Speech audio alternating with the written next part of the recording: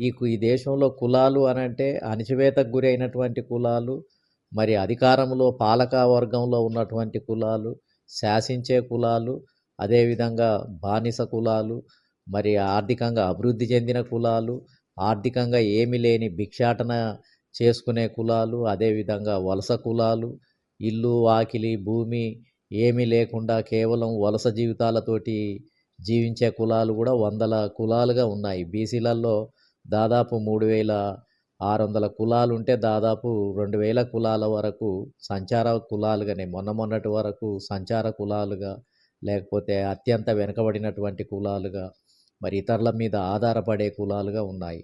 SC కులాల్లో కూడా సంచార కులాలు ఉన్నాయి.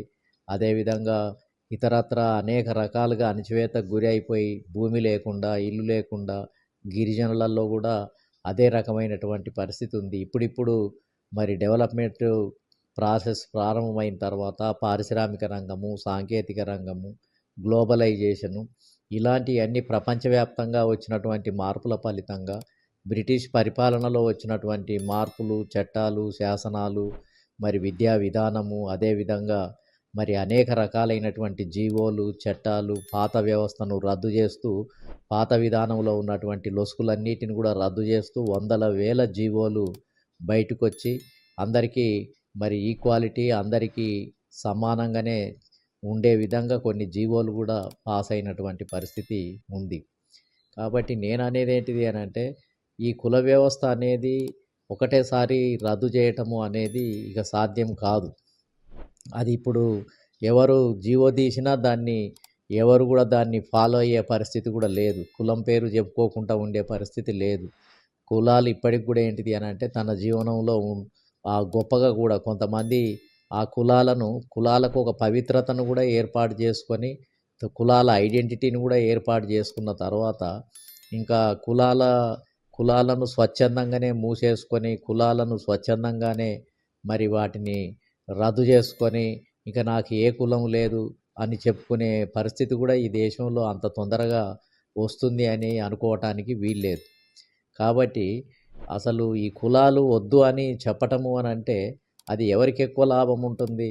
ఈ కులాలను రద్దు చేయమని అడగటము అని అంటే అది ఎవరికి లాభం ఉంటుంది? కులాలు రద్దు చేయటం వల్ల ఈ బడుగు బలహీన వర్గాలకు లాభమా, లేకపోతే అగ్రకులాలకు లాభమా అనేది కూడా ఆలోచించాల్సినటువంటి అవసరం ఉంది. కాబట్టి కులాల రద్దు చేయటము అనేది అది అంత సులభమైంది.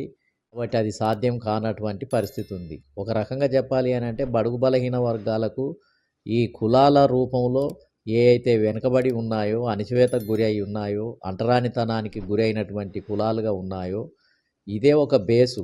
ఈ దేశంలో మరి పంపిణీ జరగాలి అని అంటే, అధికారాల పంపిణీ జరగాలి అని అంటే, ఆర్థిక సంపద ఈ లేని కులాలకు జరగాలి అని అంటే అసలు ఈ కులాలలో అభివృద్ధి చెందిన కులాలు, అభివృద్ధి చెందని కులాలు, అసలు బానిస కులాలు, అణచివేతకు గురి అయినటువంటి కులాలు, అంటరాని కులాలు ఈ పేర్లు ఉండటం వల్లనే ఈ కులాల వాళ్ళంతా అణచివేతకు గురి అయినటువంటి కులాలంతా కూడా ఒక సమూహంగా ఏర్పడి బహుజన సమాజంగా ఏర్పడి మరి మాకు ఇంతకాలం ఏందనంటే ఈ సమాజం మమ్మల్ని దూరంగా పెట్టింది, అణిచివేసింది.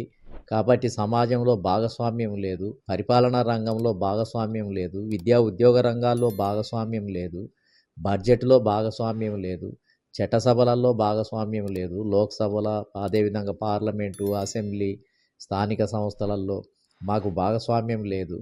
కాబట్టి మరి మాకు ఆ రకమైనటువంటి వాటాను, హక్కులను, భాగస్వామ్యాన్ని ఇవ్వాల్సినటువంటి అవసరం ఉంది అని అడగటానికి ఉపయోగపడేది, ఈజీగా గుర్తింపటానికి వీలయ్యేది కులమే. ఎందుకనంటే ఇప్పుడు పేదలు ధనికులు అని సమాజంలో ఎట్లా విభజన ఉందో, లేకపోతే పేదవాళ్లకు ధనికులకు మధ్య ఘర్షణ ఏ విధంగా ఉంటుందో, అదేవిధంగా ఈ కుల సమాజంలో కూడా కిందికు అధికారం లేని కులాలు, అధికారంలో ఉన్న కులాలకు మధ్య, అదేవిధంగా సంపద ఉన్న కులాలకు, సంపద లేని కులాలకు మధ్య వైరుధ్యాలు ఉన్నాయి. కాబట్టి కులం ఉండటం వల్లనే ఈ వెనుకబడినటువంటి కులాలు, అణచివేతకు గురైనటువంటి కులాలు ఉండటం వల్లనే ఆ ఆధారంగానే బేస్ చేసుకొని మనం కులాలను సమీకరణ చేసుకోవాల్సినటువంటి అవసరం ఉంది. కులాలను సమీకరణ చేసుకోవటం ద్వారానే మనం మన యొక్క శక్తిని చాటి ఈ సమాజం పైన ఒత్తిడి తీసుకొని వచ్చి మనకు కావాల్సినటువంటి వాటిని సాధి కుల వివక్షత పోవాలి. కుల వివక్షత వల్లనే కుల ఆధిపత్యము అనేది ఏర్పడుతుంది. ఈ కుల ఆధిపత్యం ఉండకుండా ఉండాలి అని అంటే కుల వివక్షతను తగ్గించాలి. కుల వివక్షత లేకుండా చేయాలి. లేకుండా చేయాలి అని అంటే రాజకీయ పార్టీలలో మార్పులు తీసుకురావాలి. పార్లమెంటులో మార్పులు తీసుకురావాలి. రిజర్వేషన్ సిస్టాన్ని ఎఫెక్టివ్‌గా అమలు చేయాలి. కింది స్థాయిలో ఉన్న కులానికి కూడా ఈ దేశంలో మరి జనాభా దాదాపు 3,00,000 జనాభా గనక ఉన్నట్లయితే ఈ దేశంలో ప్రతి కులానికి కూడా ఒక ఎమ్మెల్యే గెలిచే అధికారం ఉంది. 8,00,000 ఓట్లు గనక ఉన్నట్లయితే ఒక కులానికి ఒక లోక్సభ స్థానం గెలిచే హక్కు ఈ దేశంలో ఉంది. పుట్టినటువంటి వాళ్ళకు ఉంది. కానీ వాళ్ళకి ఇవ్వటం లేదు. ఓపెన్ కాంపిటీషన్‌లో కొన్ని కులాలే గెలుస్తున్నాయి. అంటే ఈ పంపిణీ సిస్టము అనేది కరెక్ట్‌గా లేదు. అందుకనే కులాల ఆధారంగానే సమీకరణ కావాలి. ఇప్పుడు బాబాసాహెబ్ అంబేద్కర్ కూడా కుల నిర్మూలన జరగాలి అని పుస్తకం రాసినప్పటికి కూడా బాబాసాహెబ్ అంబేద్కర్ చేసింది కూడా ఏంటిది అని అంటే కుల నిర్మూలన రద్దు చేయాలని రాజ్యాంగంలో ఇంకా కులమే చెప్పుకోవద్దు అని దాంట్లో చేయలేకపోయారు. కొత్త రాజ్యాంగంలో ఇంకా కులము అనేది ఎవరు పాటించటానికి, పేరు చెప్పుకోవటానికి, కులాల ఆధారంగా పెళ్ళిళ్ళు చేసుకోవటానికి అని ఆ విధంగా ఏమీ ఎవరి పద్ధతిని ఆ విధంగా ఎలాంటి మార్పులు చేయలేదు. పైగా ఎవరి కులాల ప్రకారము, మతాల ప్రకారము జీవించవచ్చును. అదేవిధంగా కొనసాగించవచ్చును. ఏ ఒక్క మతాన్ని కూడా కించపరచడానికి వీల్లేదు. ఏ ఒక్క కులాన్ని కూడా కించపరచడానికి వీల్లేదు. అన్నీ కూడా ఏందనంటే సోదరభావంతోటి జీవించాలి. పరస్పరం గౌరవించుకోవాలి. అంటే కులాలుగా ఉన్నా గానీ అందరూ ఐకమత్యంగా ఉండాలి అనేది సెక్యులర్ అనే ఒక భావనను ఏందనంటే సృష్టించడం జరిగింది. కాబట్టి ఈ రకంగా కుల వ్యవస్థను రద్దు చేయలేనటువంటి పరిస్థితి కూడా మనం చూడటం జరిగింది. రద్దు చేయకపోక కులాలకు ప్రత్యేక రాయితీలను కల్పించడం జరిగింది. దాన్నే రిజర్వేషన్ సిస్టము, బడ్జెట్‌లో రాయితీలు, అదేవిధంగా అనేక జీవోలను ప్రవేశపెట్టడం జరిగింది.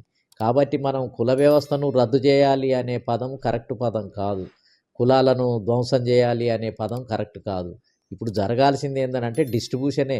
పంపిణీ సక్రమంగా లేదు. రాజకీయ పార్టీల ద్వారా జరిగే ఎమ్మెల్యే టికెట్ల పంపిణీ సక్రమంగా లేదు. ఎంపీల టికెట్ల పంపిణీ సక్రమంగా లేదు. మంత్రి పదవుల పంపిణీ సక్రమంగా లేదు. ముఖ్యమంత్రుల పంపిణీ సక్రమంగా లేదు. అదేవిధంగా ఆర్థిక పంపిణీ సక్రమంగా లేదు. భూమి పంపకం సక్రమంగా లేదు.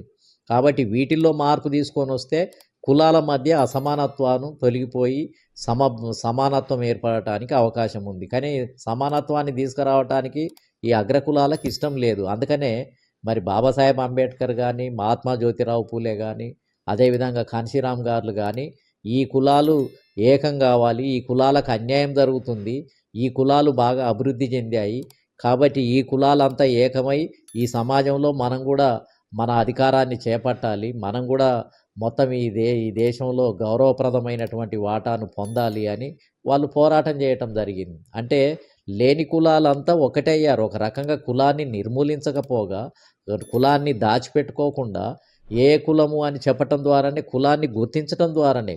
అంటే ఇప్పుడు ఈ లేని కులాలు, ఉన్న కులాలు అనేది ఎప్పుడు తెలుస్తుంది? లేని కులాలన్నీ ఏకం కావటం వల్లనే బహుజనులు అనే పేరు రావటం జరిగింది. కాన్షీరామ్ గారు బహుజన సమాజ్ పార్టీ అని అంటే 85% మంది బహుజనులు ఉన్నారు అని చెప్పారు. అనంటే అధికారంలో లేని కులాలు, సామాజిక హోదా లేని కులాలు, ఈ దేశాన్ని పరిపాలించినటువంటి కులాలు.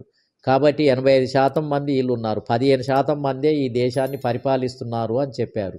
అంటే లేని కులాలను గుర్తించటానికి అవకాశం ఉంది. కులము ద్వారానే ఎవరు లేని కులాలు, ఎవరు ఉన్న కులాల నుంచి ఎట్లా మార్పిడి జరగాలి అనేది కులము ఆధారంగానే గుర్తించడానికి అవకాశం ఉంది. కాబట్టి ఒక రకంగా కులము అనేది ఇప్పుడు దానికి బహుజన కులాలు ఏకం కావటానికి ఇది మార్గం సుగమమైంది. కాబట్టి కులం ఆధారంగానే ఈ లేని కులాలు, రాజకీయంగా బానిసత్వంలో ఉన్నటువంటి కులాలు, ఆర్థికంగా బలహీనంగా ఉన్నటువంటి కులాలు, ఈ లేని కులాలన్నింటినీ ఏకం చేసి వీళ్ళను బలోపేతం చేయటం ద్వారా, ఓట్లు వేయించుకోవటం ద్వారా మొత్తం ఈ సమాజంలో తన వాటాను పొందటానికి ఏందనంటే ఒక మహత్తర రివల్యూషన్, ఒక కొత్త విప్లవం, ఒక కొత్త ఉద్యమాన్ని తీసుకురావటానికి ఇది కారణమైంది. కాబట్టి మనం తప్పుడుగా అర్థం చేసుకొని కుల నిర్మూలన లేకపోతే కులాన్ని రద్దు చేయండి, కుల వ్యవస్థను రద్దు చేయండి, ధ్వంసం చేయండి, మాకు అభ్యంతరం లేదు. మీరు ధ్వంసం చేస్తే అసలు ఇయన్నీ ఉండనే ఉండయి, ఈ సమస్యలే ఉండయి గదా! అని మాట్లాడుతూ ఉన్నారు.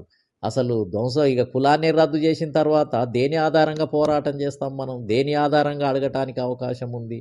కాబట్టి అసలు ఇయాల కులాన్ని రద్దు చేస్తే సంతోషపడేదెవరు అనంటే అగ్రకులాలే. ఇంకా అగ్రకులాలు సంపాదించుకున్నదంతా సంపాదించుకున్నారు. పొందిందంతా పొందారు. అనుభవించిందంతా అనుభవించారు. వాళ్ళు అభివృద్ధి చెందారు. కాబట్టి ఇప్పుడు కులాలను రద్దు చేస్తే వాళ్ళకే లాభం. లేని కులాలకే నష్టం. ఎందుకంటే ఇక మనం ఏకం కావటానికి ఆస్కారమే లేదు. కులాలను రద్దు చేస్తే ఎవరు అణగారిన కులాలు అని చెప్పుకోవటానికి ఆస్కారం ఉండదు. కాబట్టి కులాలను రద్దు చేయటం వల్ల నష్టపోయేది మరి బహుజన కులాలే. కాబట్టి కులాలను రద్దు చేయటం కాకుండా ఈ లేని కులాలందరూ ఒకటైపోయి లేని కులాలకు రావాల్సిన వాటా గురించి పోరాటం చేసి ఆ విధంగా సాధించడానికి మార్గం ఉంది. కాబట్టి ఆ మార్గాన్ని మనం శక్తివంతంగా ఉపయోగించుకొని బహుజనులను ఐక్యం చేసే పని చేయాలి.